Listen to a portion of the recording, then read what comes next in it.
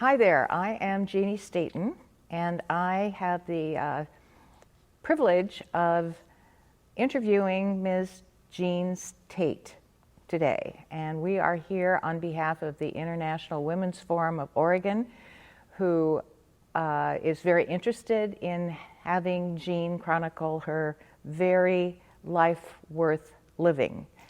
And so we're just going to have a chat today and let her go on about her incredible life. I know that she's turned 90 because there was a full-page ad in the newspaper last year, and she's approaching 91. She's had an incredible life, and so we're just going to learn all about it. So Jean, tell me, you just told me you were born in Yakima. Would you like to start Washington. there? I was in 1930, obviously. My father had a paint and wallpaper store, and my mother was at home. My grandparents came to live with me, with us, because of the Depression. They moved in with us in 1933, so all of my early years were living in a three-generation household, which was pretty neat.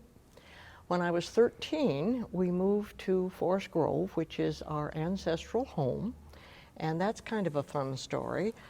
My grandfather was an immigrant from Germany, and my grandmother was an immigrant from Denmark. They met in New York City, married, moved to the railroad for whom he worked, moved him to Chicago, Illinois, where he was a painter for the railroad. When they had 4 children, they're all boys, one died in infancy, the railroad transferred him to Alliance, Nebraska. And they had 2 more children, one of whom died in infancy. One morning at breakfast, Grandpa said to Grandma, "Boys should be raised on a farm. Alliance, Nebraska is not a very good place for them." And Grandma thought that was a good idea, so Grandpa said, "Where should we go for our farm?" Grandma said she didn't know. My grandfather used condensed milk as cream in his coffee, and he was pouring that, and he looked at the label. It said, "Carnation Milk Company, canned in Forest Grove, Oregon. That sounds like a good place. We'll go there." Isn't that fun? So I graduated from high school and lived at home. We didn't have much money, so I went to school at Pacific University, which is there in Forest Grove, and graduated. Because of the summer stock, I got college credit and graduated in 3 years rather than 4. Taught for a year in Tillamook, Oregon, girls PE and English. There wasn't much demand for theater teachers. And then Wayne and I got married the next year and went to the East Coast. Wayne had been engaged, let me see, 3 or 4 times, can't remember which. The most serious was to a young woman who wouldn't leave her mother. So he broke that one off, and so I said, because he was living in Forest Grove, where my mother was, and father, I said, "Where do you want to go?" He said he didn't know. And I said, "Well, you're a history major. Let's go to New England." So we went to New England, but after 9 months, we had to come back to Forest Grove because he got homesick for my mother. How did you get back to the West Coast? We drove both ways. Both ways, Yeah. but the decision, well, he missed your mom, so you need to go home. And every time telephone calls cost money, long distance calls in those days cost money. So once a month my parents would call, and we would sit on our landlady's steps, talk on her phone, and after every phone call, Wayne would say, "I'm homesick." I did fine. He got homesick. So off we go. Yes, and so we came back. He had been offered a job in Estacada up near Portland, and so while we were on the East Coast, he'd taken a carpentry class and got real interested in that. So he decided we would buy an old house in Estacada and remodel it. Well, we couldn't find an old house, and my dad took Wayne with him to make a delivery one evening and took him back by the office and showed him a Armstrong linoleum cork idea house from back in 1947. And it was an interesting house, and so we decided, well, heck, we'll buy a lot and build a house. He, after all, had taken this little carpentry class. That was an educational experience. We found the lot, and in those days you didn't have to have plans. You didn't have to turn in plans to the city. You could just build. And so we talked to a concrete guy because we knew we had to have a concrete foundation. And he figured out real fast that we were pretty dumb about what we were doing. And so he said, look, you tell me where you want the foundation, how big, and you go away and we'll put it up for you. And so they did.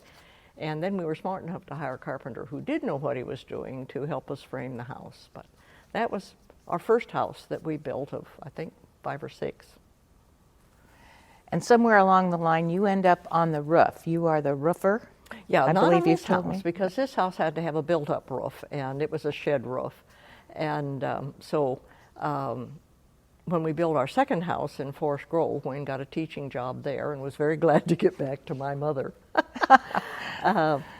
And he, I realized right away, didn't like to roof. I mean, he would help me for just a little bit, and then he'd leave. And so I always did the roofs from then on. And we built a beach house after that one. Well, no, the first house we built in Eugene was at 3450 Potter, and it had a 612 roof, and I refused to get on a 612 roof. 512, 412, fine, but not a 612. So that we hired a roofer to do that one. I did have to help hoist the I did hoist the 4x8 sheets of 5/8 inch plywood up to him and a helper to put it in place there. But I didn't get on that roof. But so the next one was at Pinecrest Drive, and that was 22 square. But before we built that one, we built a beach house at Neocani. And so I roofed that one. And a fun story there is, when we were building the addition, was the summer that Wayne was in graduate school in Portland. And so, no, I guess it was a special teacher thing anyway. So he was there during the week. So during the week, I'd have my friends from Eugene who had kids come visit us at the beach. And we had a really good time. And my friend Susie Turner was there with her 2 kids. And I said, come on, you can help me roof. And she said, I don't know how.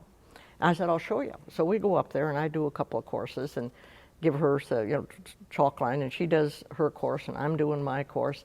And about halfway down her course, she said, Jean, you've just made a really big mistake. And I said, what's that? She said, all these years, when I knew you could do this, I thought you were so smart. And now that I see how easy it is, I don't think you're so smart at all. So how did you get to Eugene? My husband seemed to get in trouble with his teaching. He got along fine with the parents. He sometimes didn't get along so well with the principals, nor with the parents. But in Forest Grove, there was this great superintendent who was a big supporter of his, but he said they had a bond election to build a new high school. And he said, if you don't, to the community, if you don't give me this high school, I'm going to leave. And it was a tie vote. The husband of my best friend forgot to vote. Anyway, so it didn't pass, and the guy that came in was not very supportive of Wayne, and so after 1 year, he invited Wayne to go to graduate school. And that was a couple of years sooner than we'd hoped, because the kids were only 4 and 6. But that's what brought us to Eugene, and why we came down and spent the summer building our house on Potter Street. And I took a job teaching at Willamette High School for 3 years, and Wayne went in after 3 weeks of school. Wayne went down to register and was told that he had to be interviewed by 3 professors in the history department before they would enroll him. And Wayne, as you've learned, was not very political, and so he got in an argument. One of the guys in the history department's favorite guy was Marcus Whitman, and Wayne called him a glorified real estate agent, and another professor and he had a disagreement about laissez-faire. So after one hour with them, they said, we're not going to admit you. We'd come to Eugene, I'd taken a job, we'd built a house in Coami. I think that was the biggest blow I've ever felt. It was just quite a shock. So Wayne, obviously I was teaching and he couldn't get a teaching job mid-year, so he said, I'll switch to education. Didn't like that very well, switched to English, loved that, was accepted in the English department, but he said, I really like teaching high school. So I quit after 1 year, and he taught for 6 years before he got asked to leave again. And what's fun about that, as I think I may have said to you before, Jeannie, is that the last year he taught there was 67, 68. And in 2016, when he died, 11 of his former students were at his memorial gathering. Mm-hmm. Nice. Nice. So you're in Eugene. You're a high school teacher. I was. You was. We never and both worked at the same time. Then, how did you become a realtor queen? Well, junior high school did me in. The second time he went back to graduate school in 68, 69, I got a job teaching in a junior high school.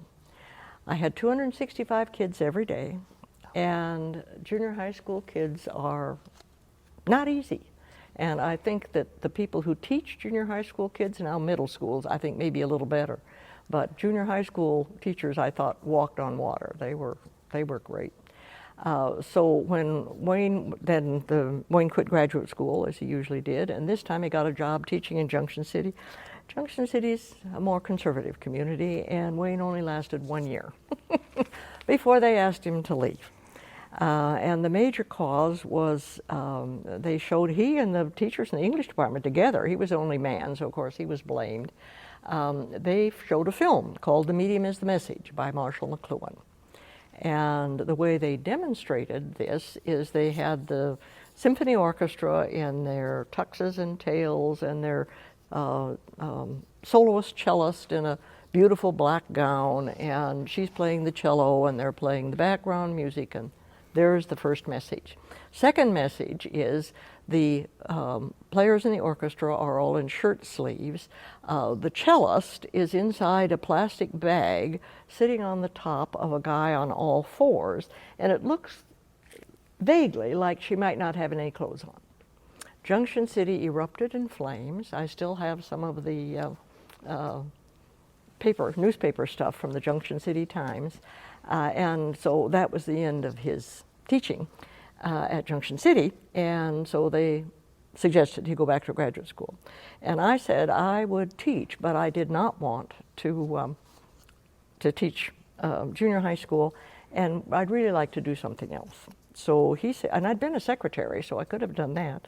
But he suggested I try real estate. And I said, that's a lot of evening and weekend work, and you, in the old days, you did what your husband thought you should do, and he had told me he thought I could do whatever I wanted to during the day, but that I needed to be home after school and in the evenings and on the weekends. And I said, real estate is evening and weekend work. He said, I can handle it. And so I had to take some other jobs. I worked part-time I taught in the Study Skills Center for a couple of hours, 3 times a week, and I wrote ads for another realtor while I studied for my exam. Passed my exam in November and started work the 1st of December. Sold my first 3 houses in January and 7 in February. I did well, and my broker said, the only reason you did well is you're too dumb to know that it's hard to sell real estate in this market where interest rates had gone from 5% and 6%, shot up to 9%. But he said, you're too dumb to know it's hard to sell real estate in this market. So anyway, that's how it started. Mm-hmm. And is that when Wayne made the transition to stay at home? Yeah. After, let's see, as I say, I sold 3 houses in January and 7 houses in February, and I think 3 houses in March.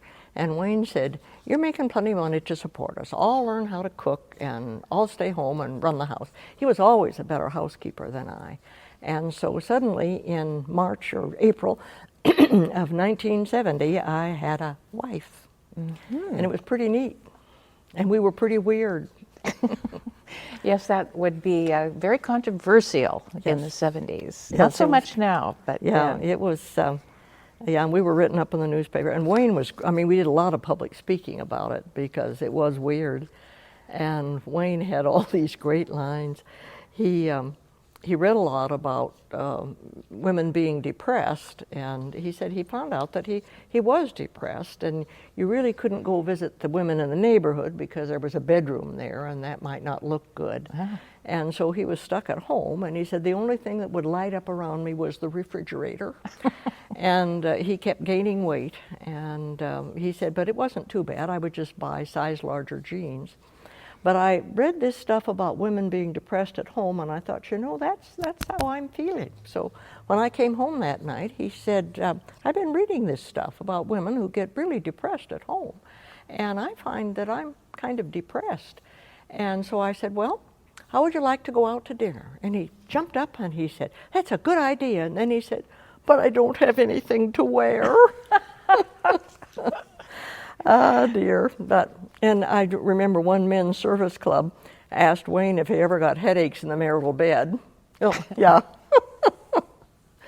Ah, dear. It was fun. And of course now it's quite common, so it's the poor women who came after me don't get to have fun talking about it. Mm-hmm. Yes, you are a first with many, many things. Yeah. So that's interesting. So we're here really to talk about not only your incredible career, but also how you began your membership in the International Women's Forum. Okay, and that's Tell me wonderful. about that. I was kind of vaguely aware of it, but I'm not sure why. And Carolyn Chambers took me to lunch.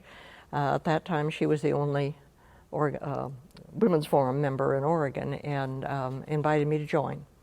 And the first meeting I attended was at Jean Mater's house on the river in Corvallis, and a fellow new member was Gert Boyle, so I was in good company. Wow. It was a small group.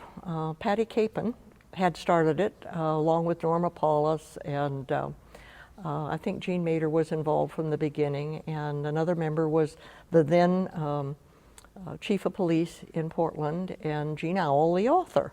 It was a small group and a fun group. That's cool. And so what year would that have been? 1986. Oh, I see. A long time ago. Long time ago. Well, I had the privilege of being invited to lunch by Jean and asked to join this auspicious group. So it's been exciting. So has your membership in IWF done anything for your career, or how would you? Yeah, I don't think for the career, that? but what it did was introduce you to other women who had, in effect, broken the glass ceiling. And I remember going to my first national convention, and I attended a small seminar that they were having featuring Kitty Kelly, who wrote about Frank Sinatra, and Jean Owl, talking about how they got to where they'd gotten. And Jean's story was particularly interesting because she was a mother of 5 children. She and her husband worked at Tektronix up in the Beaverton area near Portland. And she had this idea for a short story, and she really wanted to write it and write it well and see if she couldn't get it published. So she said to Ray, her husband, I'd like to take a month off so I can write this story. And he said, sure. And so she did, and so she started on the short story about a Cro-Magnon girl whose parents were killed in an earthquake, and she's wandering around trying to find other people, and she runs into Neanderthal tribe and her experiences with them. It's a great story. But after 2-3 weeks, she said to Ray, Ray, I'm sorry, but this is not a short story, this is a book.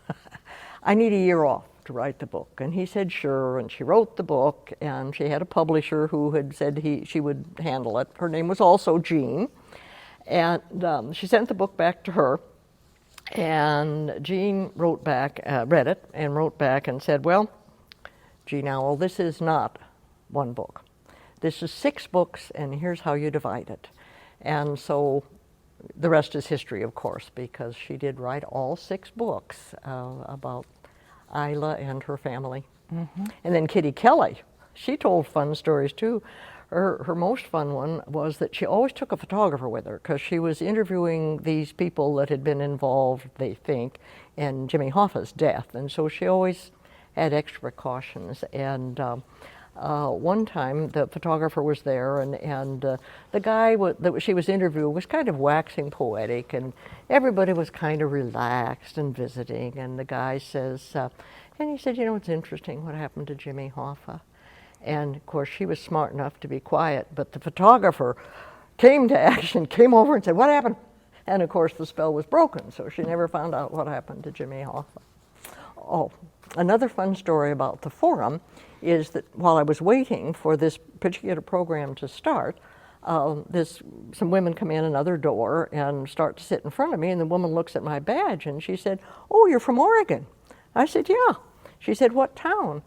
I said to her, she said, I'm from Oregon, I just visited my parents. I said, what town? She said, Forest Grove. And I said, Forest Grove, that's where I'm from. And she looked at my name tag and she said, Jean Tate, is your husband by chance Wayne Tate? And I said, yes. And she said, just 3 days ago, for the first time, I told my children that I had been expelled from school and it's your husband who did it.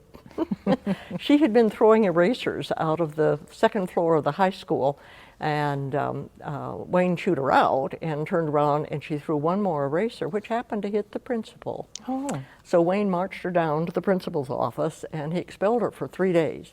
She didn't want to tell her parents, so she'd get dressed for school every day and come hide in the restroom while classes were going on.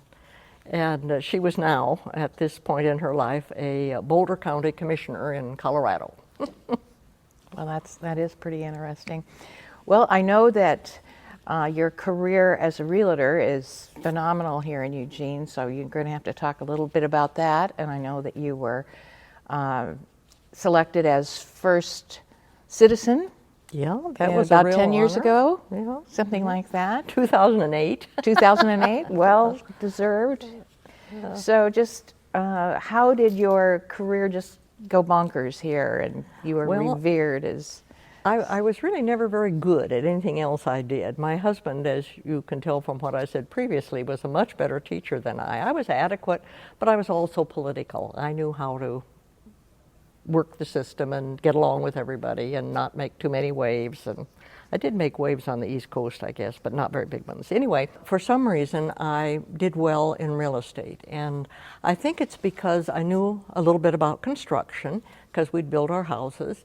And I liked people, and that's what it is. And I had an excellent first broker. He was an alcoholic, so he was sometimes not easy to deal with, but he taught me a lot. And I remember one of the things he taught me was listen to what people mean, not to what they say necessarily. And that came home to me one day when I met a couple for the first time at a house, and it wasn't going to work for them, and they told me what they wanted.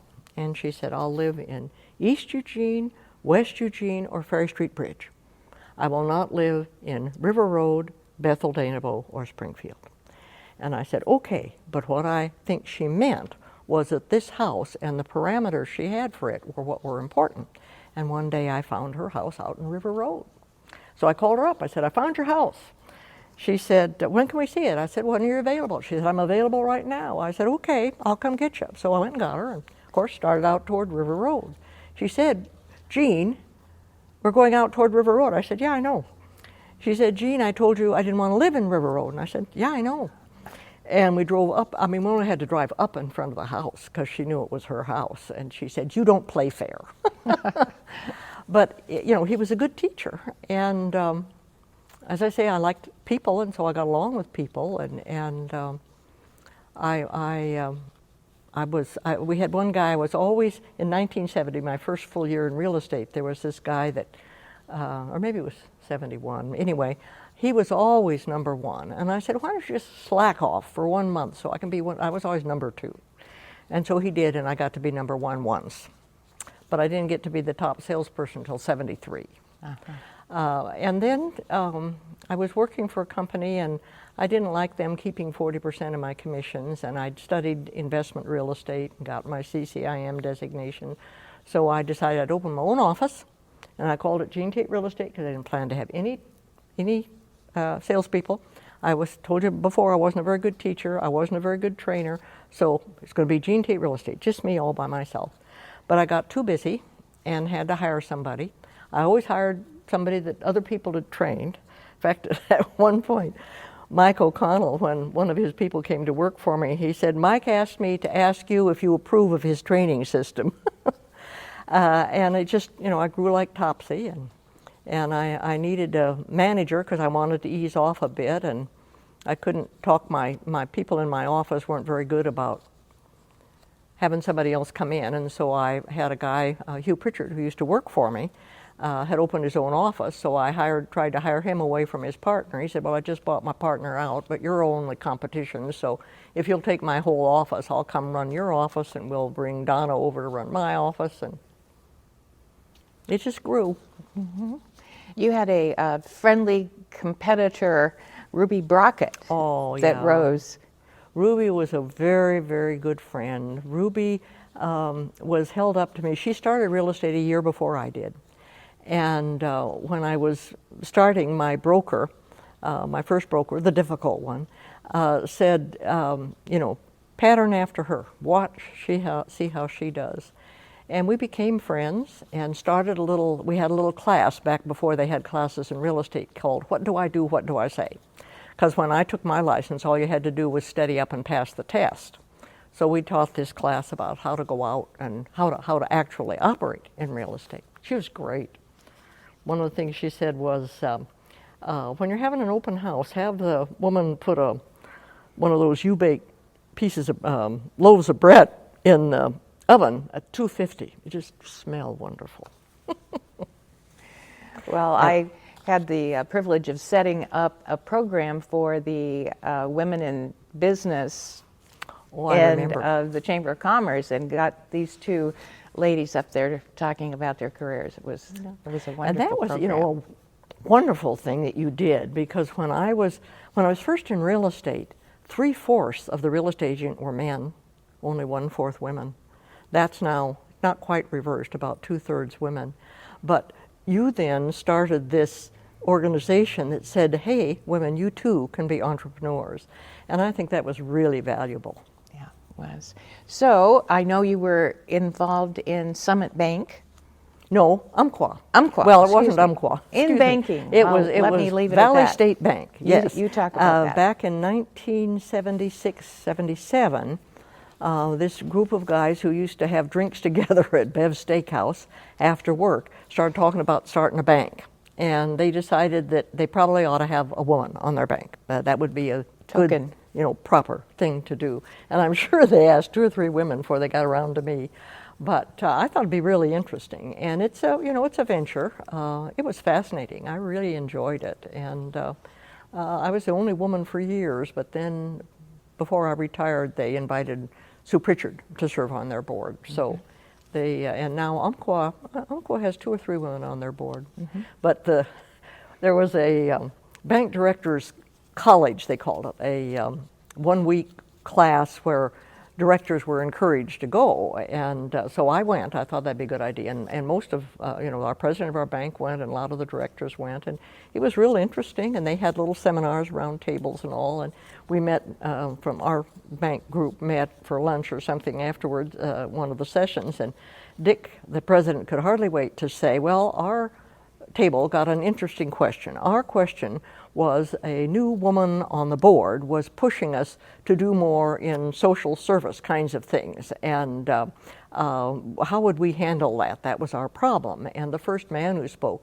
said, "Well, the first mistake they made was ever letting a woman on their board." Oh dear, but we survived. Yeah, that was interesting. And then I know that you've done some development with housing issues. Yes. Talk about that a little. That's a thing I'm really proud of. When I retired, I wasn't sure what all I might want to do, and this guy asked me if I would serve on the board of his affordable housing group called Metropolitan Affordable Housing. It's now called Cornerstone Community Housing. And I thought that would be great. And he had identified a piece of land that they'd put an option on to purchase, 5 acres in southeast Eugene. Southeast Eugene had successfully fought every affordable housing project that had been in their area. But that made me a little angry, and I thought, we're going to do this. And it took us 6 years to get through the neighborhood, but we finally did. And of course, once we built our duplexes, it was duplexes rather than a whole bunch of units. The original plan was to build 6 or 8 plexes. But after the first community meeting that I was invited to, I guess I should say our group was invited, but I asked the developer, who was not very political, to not stay there because he would just get angry and inflame people. So I went, and it was their third meeting, and they would have 150, 200 people there up in arms. But the television was there, and so I knew they wouldn't dare attack me physically. But I heard some good things. I heard the concern about the size of the units, and other concerns that they had I thought were valid. So I said, okay, what I'd like to do is have a group of 6 or 8 of you become an advisory committee to us as we build this.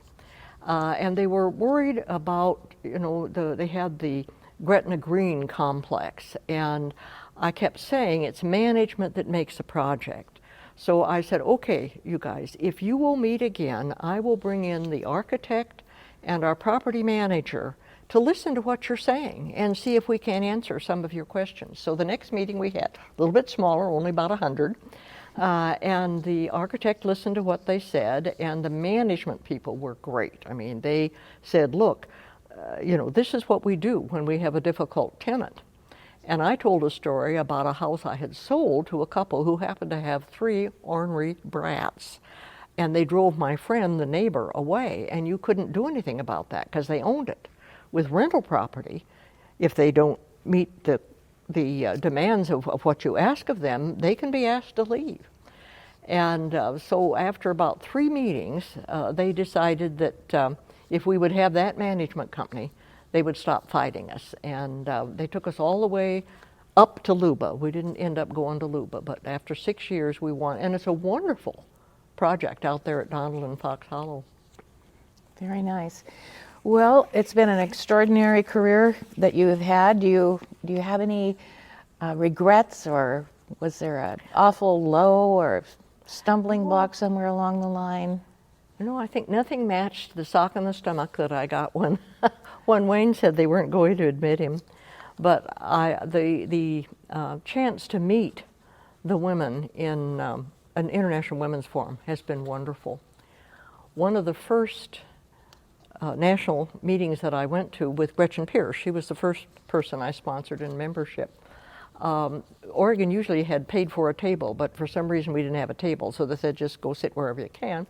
We sat at a Coopers and Lyburn table, and there were 3 young women. They weren't members, but they were there to see what this group was about, and one of them had just become engaged, and they were celebrating the engagement with champagne, and we got some champagne. And after the first glass of champagne, the young woman said, David, her fiance, don't look now, but behind me is Gloria Steinem. She's my idol. I've read everything she's ever written. Well, my daughter had been at a meeting with Gloria Steinem and had told me how nice she was. So I waited another 10 minutes, and then I got up and went over and dropped another little name here. She was talking to Bella Abzug.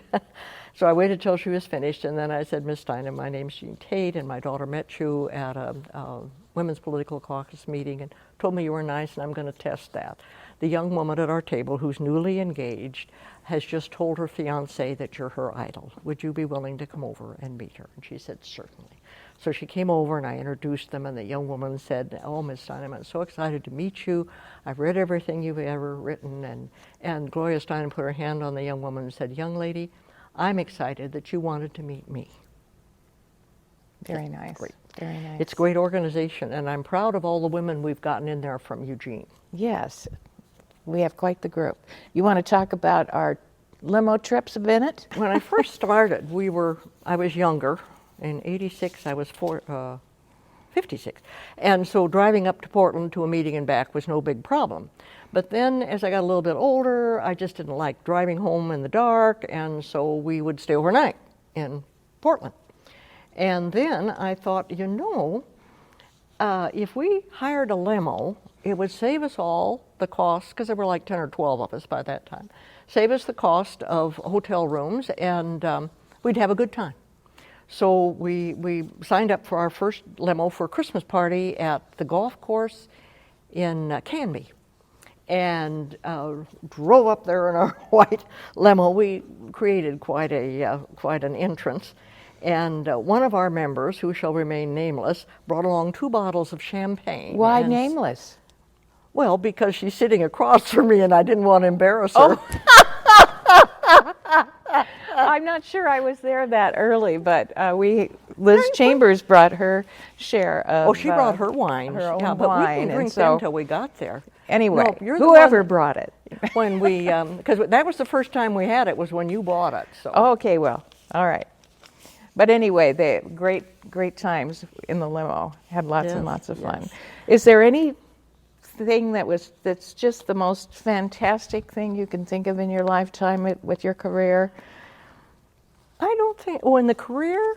or in your lifetime? I don't want to. Well, you know, getting to be named first citizen of Eugene was a was big- pretty special. Yeah, yeah, and it's fun. We meet once a year to choose the next year's first citizens. So we get together once a year with these really great people, but they keep dying off. Yeah, doggone it. Jim Wildish died Wildish. this year. He was Yeah. a member. Yeah. So I think that wraps it up, and thanks very much, Jean. You're most welcome. You've had a wonderful life. Yep.